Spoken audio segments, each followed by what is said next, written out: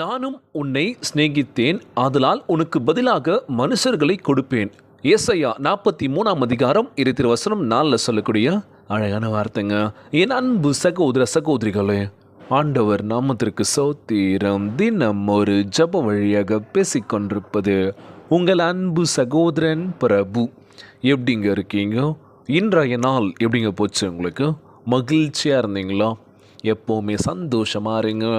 ஆமீன். அன்பு சகோதர சகோதரிகளே, உங்கள் வாழ்வில் தயவை, பாதுகாப்பை, பரிபூர்ண ஆசீர்வாதத்தை அருள செய்ய போக்கின்றார். அன்பானவர்களே, நம்ம வாழ்க்கையில் என்னென்ன தேவைகள் அப்படின்னு சொல்லி நம்ம யார்கிட்ட சொல்லுவோம்? நம்ம ஆண்டவராகிய இயேசு கிறிஸ்து. நிறைய தேவைகள் இருக்கு, என்ன பண்ணுறதுன்னு தெரியல, யார்கிட்ட போய் கேட்குறதுனும் புரியல, கேட்டாலும் என்ன சொல்லுவாங்களும் புரியல. என்னை உறவுகள் மத்தியில் ஏகப்பட்ட சங்கடங்கள், ஏகப்பட்ட பிரச்சனைகள் இருக்குது. ஏன் அண்ணன் தம்பி, அக்கா தங்கச்சி உறவுகளுக்குள்ளே பிரச்சனைகள் இருக்குது. அவனுக்கு மட்டும் இது செஞ்சியே, இவளுக்கு மட்டும் இதை பண்ணுறியே, எனக்கு எதுவும் பண்ண மாட்டேறிய, பிரச்சனைகள் ஆரம்பிக்குது. ஸோ குடும்பத்துக்குள்ளே நிம்மதி இல்லை, எதுவுமே இல்லை. ஒருத்தர் முகத்தை பார்த்து கூட பேசுகிறதுக்கு நேரம் இல்லை. எல்லா ஓட்டங்கள் ஓடிட்டுருக்கோம்.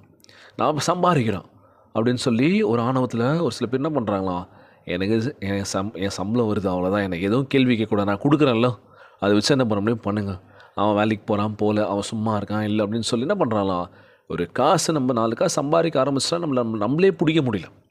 ஏன்னா அவ்வளோ விஷயங்கள் நமக்கு வந்துகிட்டே இருக்கலாம். ஏன்னா நிறைய சம்பாதிக்க ஆரம்பிச்சிட்டோம், நிறைய இடத்துக்கு போகிறோம், வீட்டுக்கு வந்தால் நம்ம தான் ராஜா மாதிரி அப்படி என்ன பண்ணுறோம், அப்படி இருக்கோம். அதெல்லாம் வாழ்க்கை. எவ்வளோ உச்சத்துக்கு நீங்கள் போனாலும் சரி, மிகப்பெரிய கோடீஸ்வரன் ஆனாலும் சரி, வந்த நிலைமையே மறந்துடக்கூடாது. என்ன பண்ணுறது நீங்கள்? நான் சம்பாதிக்கிறேன், நான் எப்படி வேணா இருப்பேன், அதை நீங்கள் ஏன் கேட்குறீங்க அப்படின்னு சொல்லி கேட்கலாம். இப்போ நல்லாயிருக்கும். ஒரு காலகட்டத்தில் தனிமைன்னு வரும்போது அந்த பணம் மட்டும் உங்கள் கூட இருந்துச்சுன்னா உங்களை ஆறுதல் சொல்லுமா? இல்லை நீங்கள் பட்னியாக இருக்கும்போது அந்த பணத்தை எடுத்து சாப்பிட முடியுமா? சாப்பிடுன்னு சொல்லுமா? இல்லைல்ல. உங்களுக்கு 4 பேர் வேணும்ல, அதுவும் முக்கியமாக யார் வேணும்? அப்பா அம்மா வேணும்ல. இன்றைக்கி எத்தனை பிள்ளைகள் கஷ்டப்பட்டு படிக்க வச்சாச்சு, அவங்க நல்ல கம்பெனியில் ஒர்க் பண்ணுறாங்க, கை நிறைய சம்பாதிக்கிறாங்க. சம்பாதித்த அந்த சம்பாதிப்பு யார் கொடுத்தது? இந்த நிலைமைக்கு நீங்கள் வந்த காரணம் யாருன்றதை யோசிக்கிறது இல்லைல்ல. என்னென்னா ஒரு கேள்வி கேட்கக்கூடாது, புரியுதா? கேள்வி கேட்டால் அவ்வளோதான் சொல்லி என்ன பண்ணுறாங்க. இன்றைக்கி எத்தனையோ பிள்ளைகள் சொல்கிற விஷயம் தான். பெற்றோர்கள் கண்ணீரும் கவலையுமாக இருக்காங்க. பிரதர், எவ்வளோ செலவு பண்ணி படிக்க வச்சான், ஆனால் இன்றைக்கி ஒரு நல்ல நிலைமைக்கு வந்துட்டு எங்களை கண்டுக்கிறது இல்லை. கேட்டால் கேள்வி கேட்கக்கூடாதுன்றாங்க. நான் எப்போனா வருவேன், எப்போனா போவேன், அதை பற்றி ஏன் கேட்குறேன், நான் தான் காசு கொடுத்துட்றேன்ல வீட்டுக்கு அப்படின்ற மாதிரி பேச ஆரம்பிக்கிறாங்க. அப்படின்னு சொல்லும் போது ரொம்ப கஷ்டமாக இருக்குது பிரதர். என் பசங்க வழி தவறி போயிட்டாங்களான்னு என்னன்னு புரியல. கோயிலுக்கு போகிறதில்ல, ஜெபிக்கிறது இல்லை, எதுவும் பண்ணுறதில்ல. ஆனால் அவனா ஃப்ரெண்ட்ஸோட பார்ட்டி போகிறேன், இது பண்ணுறேன் அப்படின்னு சொல்லி போய்கிட்டே இருக்காங்க. தப்பான திசையை நோக்கி போகிறாங்களான்னு சொல்லி இன்றைக்கி எத்தனையோ பெற்றோர்கள் கலங்கி நிற்கிறோம்ல. ஸோ காரணம் யாருன்னா, யாருக்கும் அப்பா அம்மா, நம்ம தான் இல்லை. ஒரு சில விஷயத்தை நம்ம பசங்களை சொல்லி புரிய வச்சு வளர்த்துருந்தோன்னா தெரிஞ்சிருக்கோம். நம்ம தான் ஐயோ கேட்குறானேன்னு சொல்லி எதுவுமே நாங்கள் வாங்கி கொடுத்ததுன்னு சொல்ல முடியாது. அவன் கேட்கும் போதுலாம் எல்லாமே டான் அப்பப்போ நடந்துடும்ல. ஆனால் இன்றைக்கி நம்ம வசனப்படுறோம், வேதனைப்படுறோம்ல. இது எல்லாத்துக்கும் காரணம் யாருன்னா, நம்மளாம் ஒரு குற்றவாளி நிற்கும் போது கஷ்டமாக இருக்கலாம். ஸோ கலங்காதீங்க. உங்கள் பசங்க மனமாறி திருந்தி வரணும் அப்படின்னா ஜெபந்தான் ஒன்று. இல்லை பிரதர், நான் எங்கள் அப்பா அம்மா நல்லா பார்த்துக்கிறேன், எவ்வளோ சம்பாரிச்சும் சரி, ஏன்னா எங்கள் அப்பா தான் முக்கியம், எங்கள் அம்மா தான் முக்கியம் அப்படின்னு சொல்கிறீங்களா, ரொம்ப சந்தோஷமாக இருக்கும். தாய் தகப்பனை கனப்படுத்திட்டாலே வாழ்க்கை மிக சிறப்பாக நமக்கு இருக்கும், எப்போவுமே இருக்கும். 100 வருஷம் கண்டிப்பாக கேரண்டி கொடுத்துடலாம். என்ன பிரதர் இது உண்மையா அப்படின்னு நினச்சா, நீங்கள் யாரை மதித்து நடக்கிறீங்களோ அது அம்மா அப்பான்னு மட்டும் இல்லை, பெரியவங்கள நீங்கள் மதித்து நடந்தாலே போதும். கீழ்ப்படுதலோடு நீங்கள் இருக்கீங்க அப்படின்னா கண்டிப்பாக உங்கள் வாழ்க்கை சூப்பராக இருக்கும், 100% சூப்பராக இருக்கும். எந்த ஒரு தப்பான பழக்க வழக்கங்கள் இல்லை, பெரியவங்களை பார்த்தா மரியாதை கொடுக்கறது, ஒரு சில விஷயங்கள் பண்ணுறது அப்படின்னு இருக்கும்போது நீங்களே சாட்சி சொல்லுவீங்க, பிரதர் இது உண்மை தான் போல இருக்கு, நானே என்னை மாற்றிக்கிட்டேன், 4 பேர்கிட்ட நல்ல விதமாக பேசுகிறேன், கோவப்படுறதில்ல, எவ்வளோ சம்பாரிச்சாலும் சரி நான் நானாக தான் இருக்கேன், ஏழை மக்களுக்கு உதவி செய்கிறேன், இல்லாதவங்களுக்கு ஒரு சில விஷயங்கள் பண்ணுறேன், எல்லாமே பண்ணுறேன் பிரதர், இப்போ என் லைஃப் நல்லாயிருக்கு. எத்தனை பேர் சொல்லி நம்ம கேள்விப்பட்டிருக்கோம். நீங்களும் சொல்லணும் அப்படின்னா 10 ரூபா சம்பாதிச்சாலும் சரி, அதில் ஒரு 2 ரூபா ஏழை மக்களுக்கு ஏதாச்சும் கொடுத்து உதவினாலும் அதுவும் செம்ம சூப்பர்.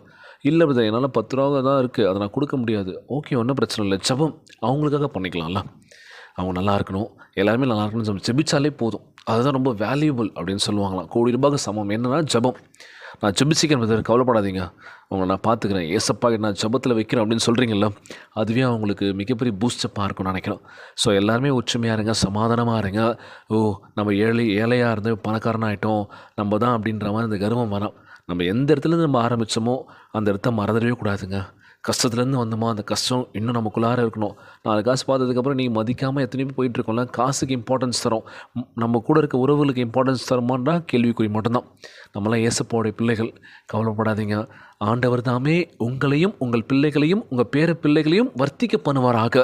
உங்கள் குடும்பத்தின் ஒவ்வொரு தலைமுறையும் அவரது தயவு தங்கியிருக்கும் என்று இன்றைய நாள் ஜெபத்திற்குள்ளாக பயணிப்போமா? எங்களை மிகவும் அதிகமாய் நேசிக்கின்ற அன்புள்ள ஆண்டவராகிய இயேசுவே, இன்றைய நாள் வாக்குறுதி வசனத்திற்காக நன்றி ராஜா.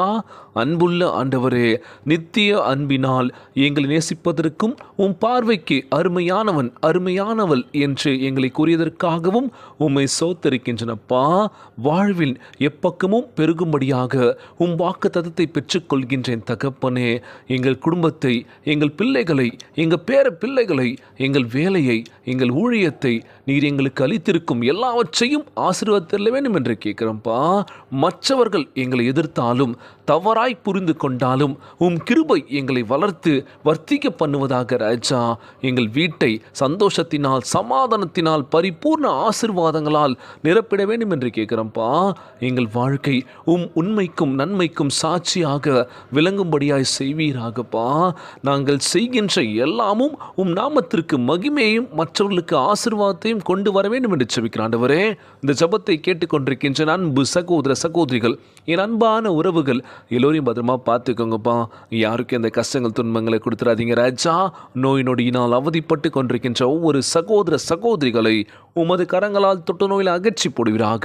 உம்மால் கூட அதுக்கு முன்றும் இல்லாண்டவரே. எல்லோரையும் பார்த்துக்கோங்கப்பா. உம்முடைய பிள்ளைகள் ஒவ்வொரு நாளுமே வலி வேதனை அனுபவிச்சுட்டு இருக்காங்கப்பா. நிம்மதியில ஒரு வாழ்க்கை வாழ்ந்துட்டு இருக்காங்கப்பா. எங்கள் வாழ்க்கையில் சந்தோஷத்தை கொடுங்கப்பா, மகிழ்ச்சியை கொடுங்கன்னு சொல்லி கேட்குறோம் ஆண்டவரே. எங்கள் பொருளாதாரத்தை உயர்த்துவீராக.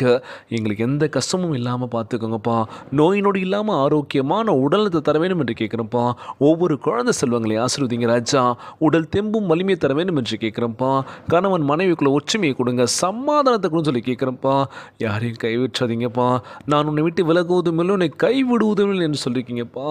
நாங்கள் உண்மையே நம்பி இருக்கோம் ராஜா. நாங்கள் யாரையும் நம்பி இல்லை, எங்களை ஒரு போதும் கைவிட மாட்டீங்கன்னு சொல்லி நம்புகிறோம்ப்பா. இந்த ஜெபத்தை கேட்டுருக்க ஒவ்வொருவரையும் ஆசீர்வதிக்க வேண்டும் என்று இன்றைய நாள் ஜெபம் இயேசுவின் விலையேற பெற்ற நாமத்தினாலே ஜெபிக்கின்றேன் நல்ல பிதாவே, ஆமேன் ஆமேன். இயேசுவுக்கு புகழ், இயேசுவுக்கு நன்றி. மரியே வாழ்க. God bless you all.